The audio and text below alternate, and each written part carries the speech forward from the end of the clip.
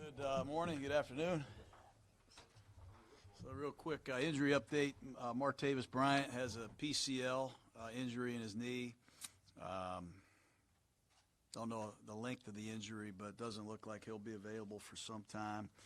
Jordy Nelson has a knee that's being further examined. Kyle Wilbur is also in evaluation mode right now. We think he's got a chance to be okay, but I'll be happy to answer any questions I can. Are you guys activating Eddie today? I believe we're going to put Eddie on season-ending injured reserve. We had a chance to look at him for a couple weeks, and although he has made progress, he's had a couple injuries to the knee in his background. We want to make sure that we give him the proper time to get ready, and we're going to be very precautionary with him. So I believe his season will end, unfortunately, but I think it's the right thing to do for him and his future. When you look back at the fourth down play late there, are you still happy with Derek's decision? Yeah, it was a terrible call by me. It was a design for Jalen Richard against man-to-man coverage, and there wasn't a lot he could have done. He could have been Fran Tarkenton and done a 360 and reversed the field a few times. There wasn't much there. You got to credit the play caller with that outcome. Brian, maybe out for a while and enjoy dealing with that. How is the receiver group? How do you see Yeah, it's that? tough. It's tough. Obviously, with Amari gone and Martavis out, Jordy out, we'll knock on Marcel Aitman's door. Perhaps give him an opportunity to step forward, and we'll bring in some receivers to work out tomorrow. And if we need to make a roster spot, we will. What have you seen from Aitman just in practice? Steady progress. He's a big guy. Has played well. He's played multiple positions, as I said last week. He's also a guy we think has the size and strength to contribute on special teams. So LaFell played well. I thought Seth Roberts stepped up, made some nice plays, and hopefully Jordy's okay. If not, Marcel will get a great opportunity against Arizona. Vanderdoes has worked hard to be in position to play this season. He had the setback in camp and has worked since to get back on track. What was the conversation like with him, if you had it this morning? Yeah, I talked with him on the field last Friday, and the clock is ticking. You get so many days to evaluate a player before you make the decision to activate him or put him on injured reserve. And he did have a setback in training camp. It was a tough one. We expected him to be ready in camp. But it's just, I think right now it's not 100%, and he hadn't had enough padded practices and been in the trenches enough to activate him and perhaps re-injuring that. So I think it's the wise thing to do, and we'll try to move forward without him and get him healthy for next year. On the 4th and goal from the 1 opening drive, a jet sweep, it looked like the same general concept that the Chiefs did twice against the Chargers in week 1 and both times scored. Was it the right look in terms of what the defense was in, or was it just execution? It wasn't blocked exactly the way that we put it on a card and expected them to line up. Had a chance. But I credit the Chargers. They're a good football team. And Ingram strung it out a little bit, and Derwin James made a very good play. And, once again, it was not a very good play call because it didn't work. A lot of people are running that play, as you know, in the tight red zone for obvious reasons. And my first time using it wasn't a great experience. Yeah. What did you see from Brandon Parker yesterday? Rough game with the Niners, pull him out. How is he progressing? There were some good things. He and Colton together, they had their physical ailments, certainly against the 49ers. But I thought Parker, other than a few plays, handled his own, did well, showed some progress. We had David Sharp ready to go if need be, but I thought Parker warranted the start and warranted to finish the game. I thought he did some good things against some good rushers. What about Nick Nelson? His snap count increased, and generally speaking, what kind of progress have you seen from him now that he's healthy? Pretty good, pretty good. We like him. He had 5 or 6 coverage opportunities yesterday. I think you saw for yourself what he's capable of doing. He's got some quickness and size and strength to play the nickel position. I think he played 25, close to 30 snaps, something like that. Leon Hall's numbers were down at the nickel position, but for his debut, I thought he played pretty good. I was excited about it.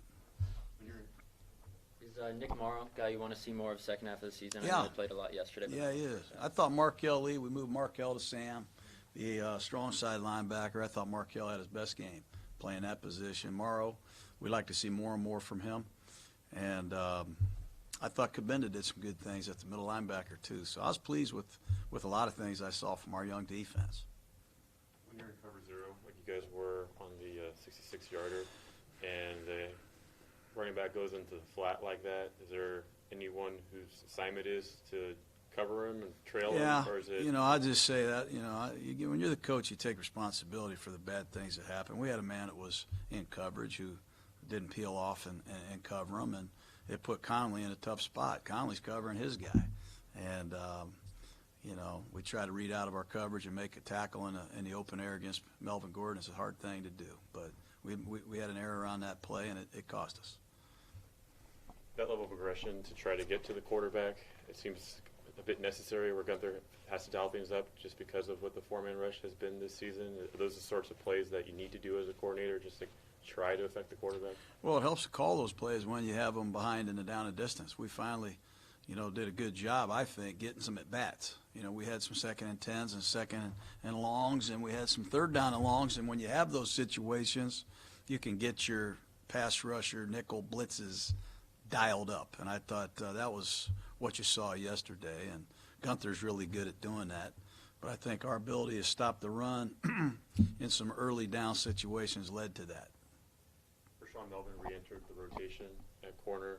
What preceded that in terms of, was it something that he showed in practice most recently that made him rise from being a healthy scratch as he was at the previous? I think so. I think, Conley and Worley, those are the 2 guys that started. I think you saw Nelson emerge a little bit more as the nickel.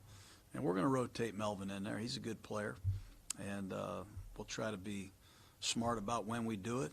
And, at the same time, only 2 can play. Jared Cook looked a little bit frustrated out there at times. Is that just a matter of the stretch that you guys are going through where guys? I think so.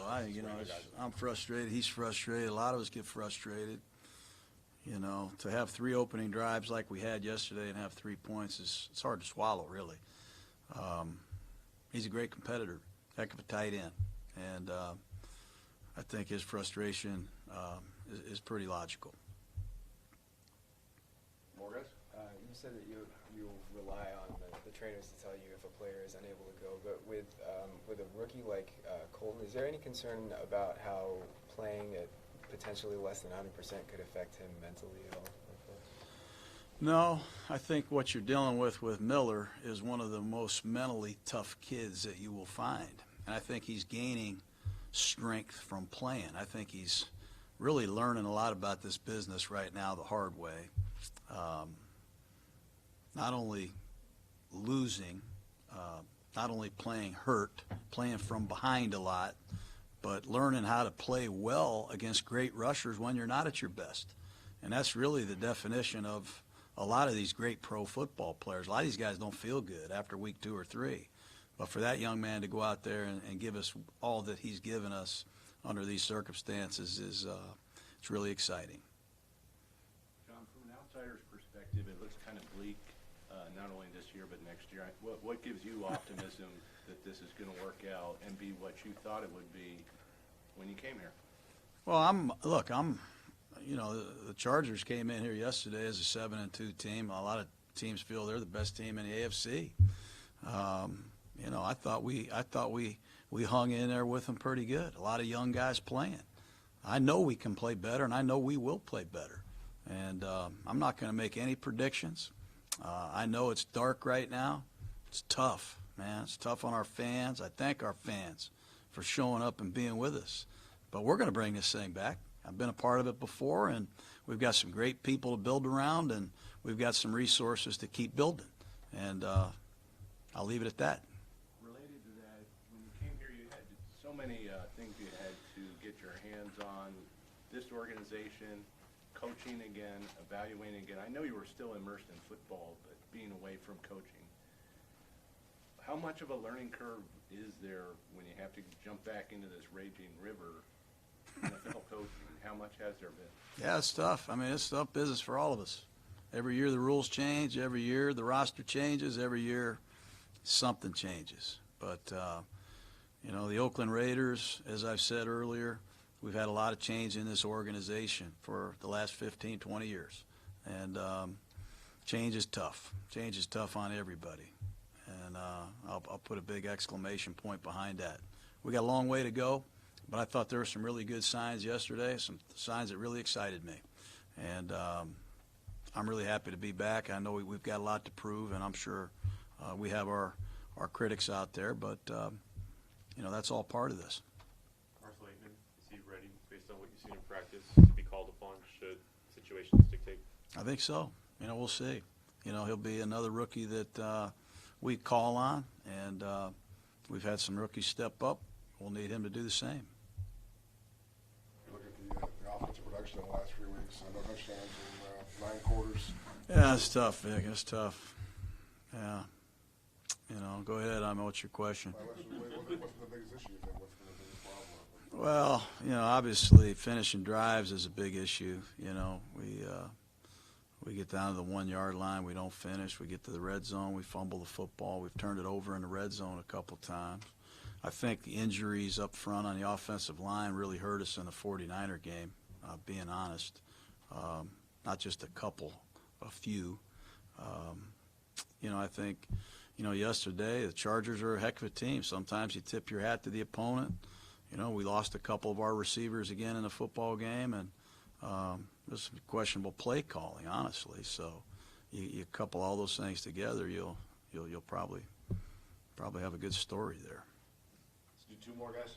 John, when you obviously want to win games now and have success now, but when the owner, Mark Davis, comes out and says that you were his end game, getting you back in this building, and he gave you a 10-year contract for a reason, how much satisfaction or comfort does that give you, knowing what going Look, forward? I feel Mark's pain. I mean, I'm not going to, I talk to Mark after every game, and these are unpleasant conversations. It's tough, man. We want to win. We want to win. We also want to do right by this organization, and some of these decisions have been really tough. But, I want to deliver for him and his family, certainly, and this organization. And right now it's tough, but it's great to have him support me. And, I appreciate it. But I feel the same way he does. I just want to win. You guys all set? All right. Okay, guys, have a good day.